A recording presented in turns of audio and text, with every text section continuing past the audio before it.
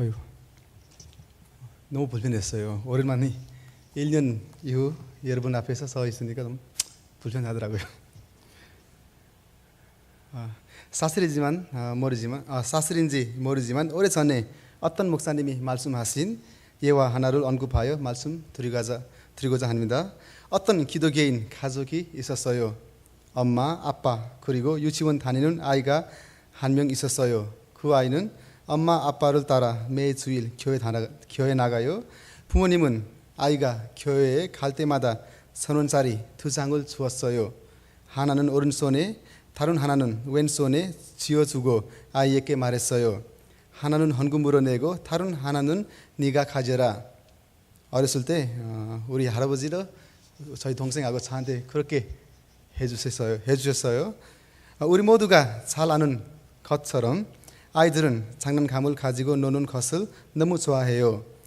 어느 날 이 아이는 장난감을 가지고 놀다가 1,000원짜리 한 장을 잃어버렸어요. 그런데 노는데 정신이 팔려서 잃어버린 줄도 몰랐어요. 잠시 후 헌금할 시간이 되었어요. 한국과 달리 네팔에서는 예배 중에 찬송가 한 장을 부르며 헌금통에 헌금을 해요. 아이가 아무리 찾아도 잃어버린 1,000원짜리 하나를 찾지 못했어요. 선생님이 그 아이에게 헌금을 하라고 했어요. 아이는 고민했어요. 그리고 헷갈리기도 했어요. 아빠가 준 돈 중에 어떤 돈이 헌금할 돈인지 어떤 돈이 잔돈인지 구별할 수 없었어요. 다시 한번 선생님이 그 아이에게 헌금을 하라고 했어요. 그때 그 아이가 답을 했어요. 선생님, 장난감을 가지고 놀다가 그만 하나님께 헌금할 돈을 잃어버렸어요. 이거는 제 거예요. 이 꼬마가 헷갈렸던 이유는 헌금과 과자 사 먹을 돈을 동시에 받았기 때문이에요. 그래서 우리 엄마 아빠들 앞으로 헌금할 돈과 과자 사 먹을 돈을 함께 주지 마세요. 아이들이 헷갈려 합니다. 잔돈로 나중에 줄 거라고 하시며 예배를 잘 듣고 헌금하라고 하세요. 앞으로 유튜브 보내실 때도 그렇게 해주면 더 좋을 것 같아요. 네팔의 경우에는 헌금할 때 헌금 봉투를 거의 안 써요. 수필서 들을 때에는 봉투를 쓰지만 보통은 헌금통에 다른 사람들에게 보이지 않게 넣어요. 문제는 돈을 예쁘게 접어서 넣지 않고 구겨서 넣은 사람들도 있어요. 구긴 돈 때문에 나중에 헌금 계산하는 분이 다시 펴느라고 힘들어요. 그래서 헌금을 계수하는 힘들어할 때도 있어요. 그래서 가끔씩 헌금을 어떻게 깔끔하고 예쁘게 내야 하는지 광고를 하기도 해요. 한국 교회에서는 헌금을 봉투에 넣고 헌금하기 때문에 다행이에요. 그렇지 않으면 헌금을 계수하는 분들이 구겨진 지폐를 다시 펴려면 얼마나 힘들겠어요. 이제 오늘의 본문에 들어가 봅시다. 오늘 본문 41절에 보면 예수님께서 헌금함을 대하여 안주사 무리가 어떻게 헌금함에 돈 넣는가를 보실세 여러 부자는 많이 넣는데 라고 언급되어 있어요. 예수님 시대에는 네팔과 한국 교회들과는 달리 헌금을 헌금함에 넣었어요. 그 헌금함은 사람들이 잘 볼 수 있는 곳에 놓여 있었어요. 그래서 사람들은 누가 얼마큼 헌금을 했는지 볼 수 있었어요. 본문에 언급되어 있듯이 누가 헌금을 했는지 누가 안 했는지 뿐만 아니라 누가 많이 헌금했는지 그리고 누가 조금밖에 헌금하지 않았는지 보이는 자리에 헌금함이 놓여 있었어요. 어떻게 생각해 보면 누구는 그 자리를 좋아할 수 있지만 누구에게는 그 자리가 너무 불편한 자리일 수도 있어요. 쉽게 이야기하면 그 당시에 부자들은 그 자리를 좋아했을 거예요. 왜냐하면 부자들은 자기 생활 수준이 드러낼 수 있는 자리였기 때문이에요. 성전에서 헌금하는 모습을 보여주면서 사람들에게 사회에서의 자기 위치가 어떤지 생활 수준이 어떤지 알려줄 수 있고 다른 사람들 앞에 자랑거리가 될 수도 있기 때문이에요. 한편으로는 그들이 하나님의 성전에 헌금한 것을 통하여 자기가 얼마나 순수하고 외로운지 모르겠어요. 사람들에게 보여주는 기회로 만들 수도 있었어요. 다른 편으로는 사회에 영향을 끼칠 수 있기 때문이에요.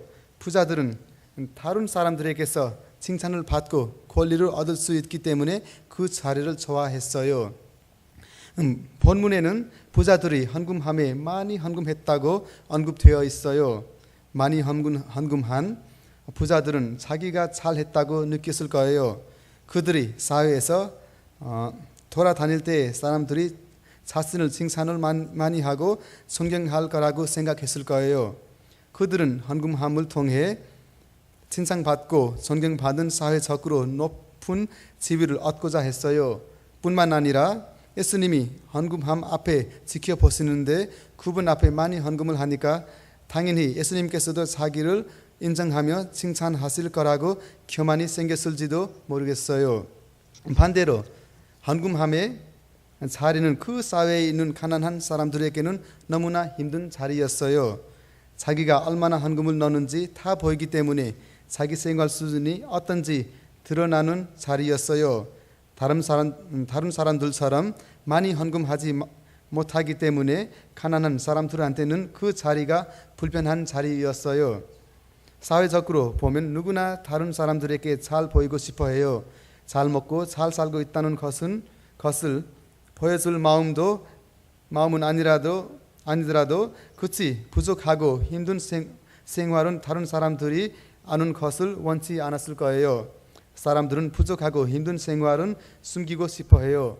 그런데 오늘 본문에 나온 가난한 과부에겐 숨기고 싶어도 숨기지 못한 자리였어요. 어떻게 보면 창피한 자리였어요. 대제사장이나 바리새인들이 헌금함 앞에 앉아서 지켜있는 그 자리에 한 쿼드란트 밖에 없는 그 가난한 과부의 마음은 어땠을까요? 당연히 그 가난한 과부 마음속에 여러 생각들이 떠올랐을 거예요. 주변에 있는 사람들이 무엇을 생각하는가? 조금만 헌금했기 때문에 다른 사람들이 나에게 창피를 주는 것은 아닌가? 성전을 지키고 있는 대제사장이나 서기관들이 내가 드린 작은 헌금을 사용하지 않고 그냥 버려버리는 것은 아닌가? 헌금함에 앞에 앉아 계신 예수님께서 어떤 생각을 하실 것인가?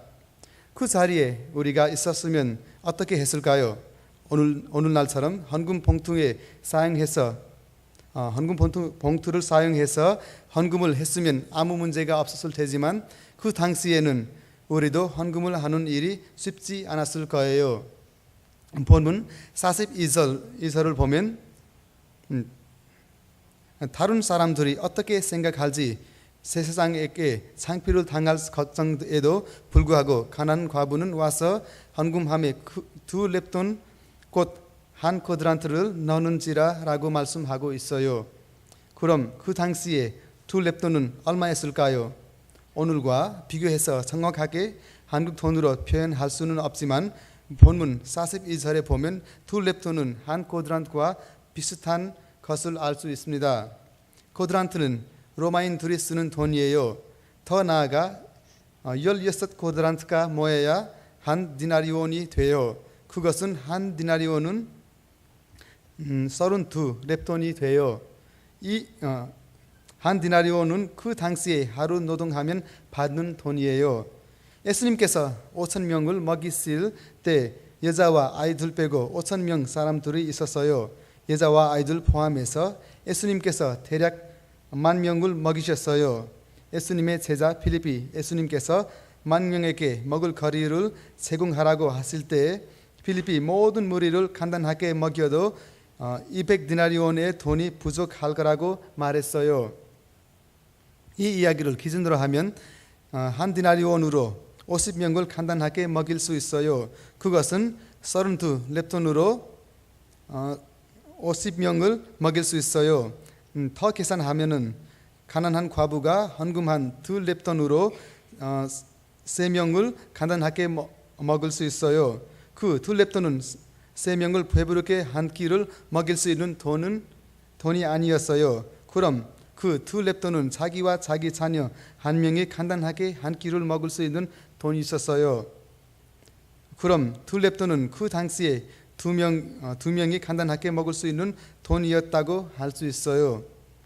본문 43절을 보면 예수님께서 제자들을 부르신 후 가난한 과부가 헌금함에 돈을 넣은 다른 모든 사람들보다 더 많이 헌금을 하였다 말씀하신 장면이 나와 있어요. 근데 예수님께서 왜 제자들을 부르셨을까요? 예수님께서는 왜 제자들에게 이 일에 관심을 갖게 하셨을까요? 오늘 본문과 전에 나온 본문을 보면은 예수님께서 긴 옷을 입고 다니는 것과 시장에서 문안받는 것과 회당의 높은 자리와 잔치의 윗자리를 원하는 서기관들을 삼가라. 그들은 과부의 가산을 삼키며 외식으로 길게 기도하는 자니 그 받은 판결이 더욱 중하리라 하시니라 하시며 바리새인들과 서기관들을 가리켜 말씀했던 장면이 나와 있습니다. 가난한 과부 사건은 마가복음뿐만 아니라 이야기를 순서대로 기록한 누가복음에서도 예수님께서 야단을 친 장면 이후 가난한 과부가 헌금한 본문이 나와 있습니다. 우리가 아시다시피 예수님께서 세상에서 사역하시는 동안 제자들을 가르치셨어요. 예수님의 가르침과 율법의 해석이 그 당시의 율법학자의 가르침보다 적게 여기는 사람들이 적지 않았어요. 예수님을 인정하는 무리가 많아져가고 있는 그 환경에서 제자들은 사람들이 예수님을 따르는 자기들을 인정해 줄 것을 기대했을 거예요. 근데 조금 전에 예수님께서 그 사회의 사람들한테서 인정받아온 서기관들이나 바리새인들한테 하신 말씀을 들은 제자들은 고민이 되었을 거예요. 뿐만 아니라 어떤 때에는 예수님을 따라하느라 자기 가족이나 재산을 내버린 제자들이 헌금한 부자들처럼 자기도 하나님께 더 많이 바쳤다는 생각을 했을 거예요. 예수님께서 그런 고민이나 자랑거리에 빠져가고 있는 제자들을 부르시고 모범을 보여주셨어요. 제자들과 사람들의 눈에 보기에는 그 가난한 과부의 헌금이 작아 보이지만 예수님께서는 모든 사람보다 많이 넣었다고 말씀하셨어요. 부자들이 보기에는 과부의 헌금이 작아 보였어요. 뿐만 아니라 서기관들이나 다른 사람들 보기에도 그 과부의 헌금은 작아 보였어요. 아마 헌금한 후 그 과부를 아는 사람들이 그 정도 헌금은 하지 말고 집에 가서 밥이나 사 먹지라고 이야기했을지도 몰라요. 사람들이 그 과부를 비웃었을 거예요. 그럼에도 불구하고 예수님께서는 그 가난한 과부의 얼마 안 되는 헌금을 많다고 하셨어요. 진짜로 가난한 과부가 헌금을 많이 한 건가요? 우리가 이 가난한 과부 이야기를 잘 알고 있기 때문에 많다고 응답하실 것이 확실해요. 근데 그 자리, 서기관이나 부자의 자리, 지켜보고 있는 제자들과 사람들의 자리에 있었으면 당연히 우리도 그 과부의 헌금을 작게 보았을 거예요. 그 당시엔 우리도 거기 서 있는 사람들처럼 그 정도 헌금은 왜 하느냐 말로 표현 안 해도 마음속으로 생각하면서 그 헌금을 무시했을 거예요. 마음속으로 그 과부를 비웃었을 거예요. 그럼 진짜로 부자들의 헌금은 작고 가난한 과부의 헌금은 많은 건가요? 왜 예수님께서 모든 사람들이 헌금한 것보다 그 가난한 과부의 헌금을 많다고 하셨을까요? 오늘의 본문 44절엔 예수님께서 모든 사람들은 넉넉한 중에서 헌금을 하였고 과부는 가지고 있는 모든 것, 즉 생활에 필요한 돈 전부를 바쳤다고 하셨습니다. 부자들에게 있어서 성전에 헌금한 후에도 생활에 문제가 생길 것이 없었어요. 그들은 얼마든지 잘 먹고 잘 살 수 있었어요. 부자들뿐만 아니라 거기 있는 사람들 모두가 자기의 넉넉한 중에서 헌금했기 때문에 그 헌금함 때문에 먹고 살기가 힘든 일은 없었어요. 근데 그 가난한 과부는 자기와 자기 자녀의 마지막 생활비를 하나님께 바쳤던 거였어요. 남편은 죽고 아무 재산도 없기 때문에 과부는 너무나 가난한 상태였어요. 그럼에도 불구하고 그 가난한 과부는 둘랩돈 자기와 자기 자녀의 마지막 한 끼 식사에 돈을 하나님께 드린 거예요. 이제 그들에게 남는 것은 아무것도 없었어요. 본문 43절에 언급되어 있듯이 그 가난한 과부가 자기 가족의 생활비 전부를 하나님께 바친 거였어요. 이젠 앞으로 밥을 못 먹어서 죽게 될지도 모르겠어요. 그럼에도 불구하고 과부는 하나님께 헌금한 거였어요. 가난한 과부는 하나님만 바라보며 헌금을 했어요. 부자들과 달리 과부는 아무 이기심도 없이 2렙돈을 헌금을 했어요. 가난한 과부는 창피스럽지만 2렙돈을 헌금함에 넣었어요. 그 가난한 과부는 자기 가족의 마지막 생활비를 헌금한 거였어요. 그 과부에게는 자기와 자기 가족을 위해 더 이상 생활하지 못해도 모두 다 하나님을 믿으며 바쳤던 거예요. 창조 주신 하나님이 자기와 자기 가족을 돌봐줄 거라고 믿으며 헌금한 거였어요. 이렇게 생각해 보면 자신의 인생을 전부 다 하나님께 바쳤던 거예요. 그래서 예수님께서 모든 사람들보다 그 가난한 과부가 많이 넣었다고 하셨어요. 이것에 보면 정부에서 가난한 사람들을 위해서 여러 가지 복지 정책을 시행하고 있는 것을 봅니다. 때문에 가난한 사람들은 좋은 집이나 자동차를 소유할 수는 없지만 여러 가지 복지 제도로 어느 정도의 생활을 해나갈 수가 있어요. 그래서 예수님 당시처럼 힘들지는 않아요. 물론 하나님께서 율법 세계 부자인 유대인들에게 자기 주변에 있는 가난한 사람들과 생활 힘든 친척들을 도와야 한다고 기록해 주셨어요. 뿐만 아니라 과부들을 더욱 더 도와야 한다고 율법 세계에 명령하셨어요. 하지만 당시에 부자인 유대인들은 가난한 과부들을 도와주기는커녕 그들 앞에서 자기 부함을 자랑하기에 급급했어요. 또 헌금하는 것을 자신의 사회적 지위를 높이는 기회로 삼았어요. 그럼 꼭 우리도 과부처럼 우리의 생활비 전부를 드려야 하나요? 우리도 과부처럼 우리의 생활비 전부를 드려야 예수님께서 헌금을 많이 했다고 하실까요? 하나님께서는 올바른 태도로 드린 작은 것을 받으세요. 오늘 본문 41절에 보면 예수님께서 얼마 많이 헌금하느냐가 아니라 어떻게 헌금하느냐를 지켜보고 계셨어요. 부자들은 넉넉한 생활에서 소금을 떼어서 성전에 헌금했어요. 그리고 그 헌금을 통하여 자신의 사회적 지위를 지키거나 더 높아질 것을 원했어요. 뿐만 아니라 조금 전에 예수님이 야단을 쳤지만 예수님께서 이젠 너희들이 잘하구만 하는 칭찬 말씀을 기대하며 그들의 위치를 다시 인정해 준다고 생각했어요. 근데 모든 사람들의 마음속에 있는 것들을 잘 아시는 예수님 앞에 칭찬을 받고 싶은 부자들의 마음과 행동을 숨길 수가 없었어요. 구약 성경의 부자인 유대인들은 가난한 사람들과 과부들을 도와주며 돌봐야 한다고 말씀하고 있어요.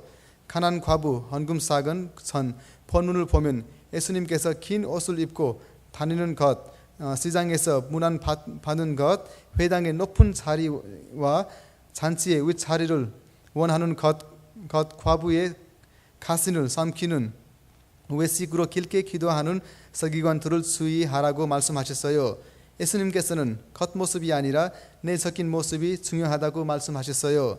예수님께서는 과부를 도와야 한다고 말씀하셨어요. 그런데 예수님의 가르침과 달리 그들은 가난한 과부를 무시하고 사람들에게 보이기 위해서 많이 헌금했어요.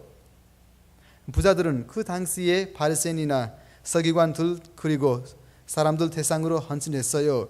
자기 명예와 사회의 자기 위치를 대상으로 헌신했어요.